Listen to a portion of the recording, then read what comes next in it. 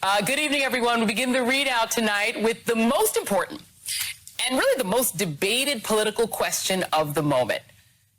What is happening to the Republican Party? Our country, our democracy, is currently under siege by one of our two major political parties, one controlled by a twice-impeached, one-term president who's more Jim Jones than George Washington. A party that, thanks to Donald Trump's rabbit hole of conspiracy theories, white grievance, and an unquenchable thirst for absolute power, embraces causes that were once viewed as fringe. Things like abortion bounty hunting, now the law in Texas, banning books, or really any idea that doesn't render every single white American in history going all the way back to 1619 and right up to today as innocent and benevolent. Even as a noose literally hung outside the U.S. Capitol just 6 months ago. It's a party that's committed to turning domestic terrorists into martyrs and freedom fighters while launching a crusade against the COVID vaccine, and now any vaccine, even if that leaves America more vulnerable to sickness and suffering and death. And anyone who's encouraging you to stay alive by taking the vaccine, well, they're called needle Nazis. Remember when these ideas were relegated to some kooky corner of the internet? When erasing a politician's crime sounded like Putin?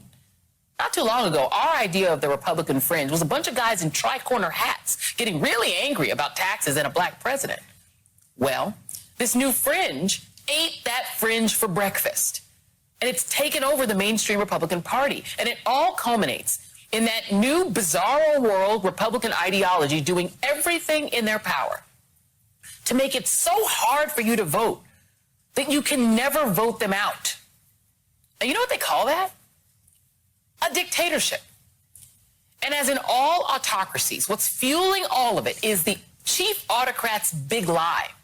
Something Texas State Representative James Tallarico took on head on while standing in the belly of the beast, Fox News.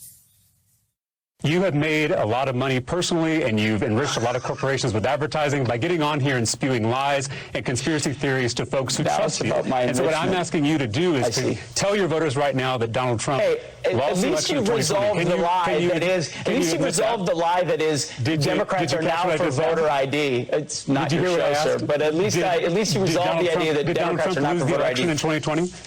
Real quick. Can you answer the question? Did Donald Trump lose the election in 2020? I'm answering questions. Don't really feel any obligation to answer anything. An uncomfortable question for you? No, it's... See, this is the reason my question is, why are you in Washington, D.C. and not in Texas?